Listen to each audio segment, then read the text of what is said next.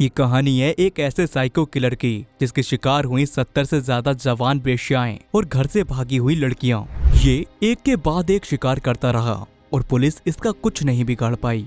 आखिर कौन था ये साइको किलर, ये जानने के लिए वीडियो के लास्ट तक बने रहिए। इस अनजान किलर की कहानी शुरू होती है अगस्त 1982 से, जब अमेरिका के किंग्स काउंटी की ग्रीन रिवर में लाशें मिलना शुरू हुई।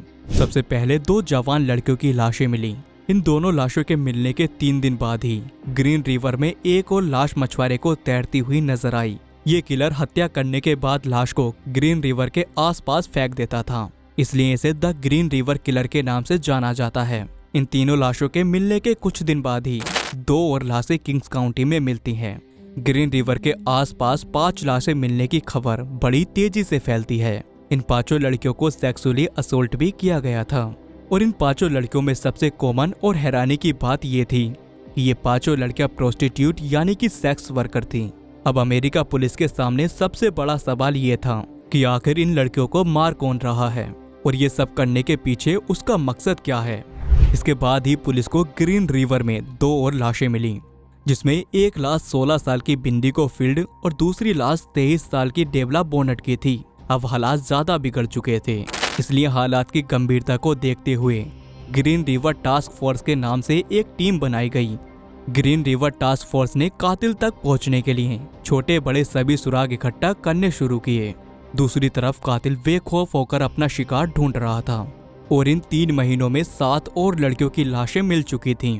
साल 1982 के दिसंबर महीने तक आते आते ग्रीन रिवर में लाशें मिलने के मामले में एक नया मोड़ आया। अब अचानक लाशें मिलने का सिलसिला थम गया था, लेकिन पुलिस को हत्यारे की तलाश अब भी थी। 8 मई 1983 की सुबह ग्रीन रिवर के पास एक घने जंगल में एक युवती की लाश मिली।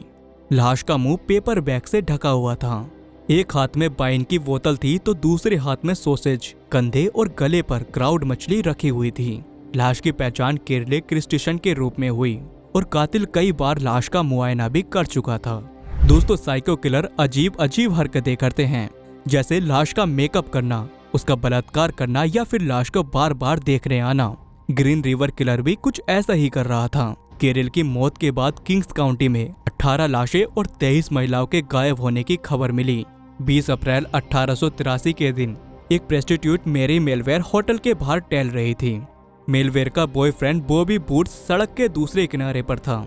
तभी एक पिकअप ट्रक मेलवेयर के सामने रुका और मेलवेयर उसमें बैठकर चली गई। लेकिन 3 दिन बाद भी मेरी मेलवेयर अपने घर वापस नहीं लौटी। तब बॉबी ने आसपास के इलाके में खोजबीन शुरू की तो उसको वही ट्रक गैरी रिजवे नाम के व्यक्ति के घर के बाहर खड़ा हुआ दिखाई दिया। बॉबी ने किंग्स काउंटी की पुलिस को इस बात की सूचना दी। पुलिस ने सूचना के आधार पर गैरी रिजवे से पूछताछ की, लेकिन पूछताछ से कुछ हासिल नहीं हुआ और गैरी रिजवे को छोड़ दिया गया। इसी बीच गैरी रिजवे के इलाके में एक और लड़की गायब हो गई, जिसके बाद पुलिस ने चश्मे-दीदों की मदद से एक स्केच बनवाया जो कि गैरी रिजवे की शक्ल से मेल खा रहा था। तफ्तीश में दूसरी बार रिजवे का नाम आने के बाद पुलिस ने गैरी के घर की तलाशी ली, लेकिन इस बार भी कोई सुराग नहीं मिला। पुलिस ने रिजवे के DNA सैंपल लेकर उसे फिर से आजाद कर दिया। पुलिस की नजर में गैरी रिजवे कोई कातिल नहीं था, क्योंकि उसके खिलाफ कोई सबूत नहीं था। कातिल को पकड़ने के लिए टास्क फोर्स के 50 से ज्यादा अधिकारी लगे हुए थे, लेकिन कुछ हासिल नहीं हो रहा था। कुछ दिनों बाद टास्क फोर्स को बंद करने का आदेश दिया गया और 80 के दशक के आखिर तक हत्याओं का सिलसिला भी अचानक रुक गया। कई साल बीत गए, ना तो कोई हत्या हुई और ना ही कातिल का कोई सुराग मिला। ग्रीन रिवर किलर एक रहस्य बनकर रह गया। लेकिन फोरेंसिक साइंस में आई तेजी की मदद से पुलिस को DNA प्रोफाइल मिलाने की कामयाबी मिली। अब DNA सैंपल को ग्रीन रिवर के संदिग्धों से मिलाया जाता है, जिसमें एक चौंकाने वाला खुलासा हुआ। जिस ट्रक ड्राइवर को सबूतों के अभाव में छोड़ दिया गया था, DNA प्रोफाइल उस ट्रक ड्राइवर गैरी रिजवे से मैच हो गया। ग्रीन रिवर में पहली लाश मिलने के 19 साल बाद कातिल पुलिस की गिरफ्त में था। इतने बरसों तक पुलिस की गिरफ्त से दूर रहने वाला कातिल 30 नवंबर सन 2001 को हिरासत में था।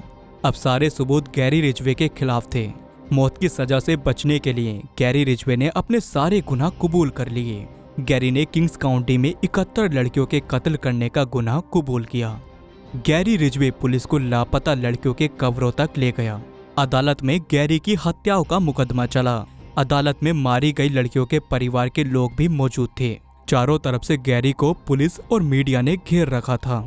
गैरी ने एक के बाद एक अपने गुनाह कबूल किए और शायद उसे अपने किए पर पछतावा भी था, क्योंकि अदालत में अपनी पेशी के बाद इतना बड़ा सीरियल किलर फूट फूट कर रो रहा था। अदालत में मौजूद लोगों की आंखों में आंसू थे, जिन्होंने अपनों को खोया था। एक साइको किलर सलाखों के पीछे तो पहुंच गया था, लेकिन एक सवाल था कि शांत सा दिखने वाला गैरी रिजवे एक पति भी था और एक पिता भी, तो वो एक सीरियल किलर क्यों बना? इसके लिए इसके बचपन को समझना जरूरी है। रिजवे बचपन से ही हिंसक प्रवृत्ति का था। मात्र 16 साल की उम्र में उसने एक 6 साल के बच्चे को चाकू सिर्फ इसलिए मार दिया था क्योंकि वो देखना चाहता था कि कत्ल करने का अनुभव कैसा होता है। घर के माँ बाप के झगड़ों ने भी गैरी को हिंसक बना दिया था। गैरी की निजी जिंदगी भी उथल पुथल से भरी रही और गैरी ने 3 शादियां की थीं। गैरी की तीसरी शादी के बाद ही हत्याओं का सिलसिला रुक गया था, क्योंकि गैरी अपनी तीसरी पत्नी से बेहद प्यार करता था। फिलहाल गैरी वॉशिंगटन की एक जेल में बंद है और 49 हत्याओं के जुर्म में उम्र कैद की सजा काट रहा है। इसलिए कहते हैं ना कि गुनहगार चाहे कितना भी शातिर क्यों ना हो, अपने गुनाहों की सजा जरूर भुगतता है।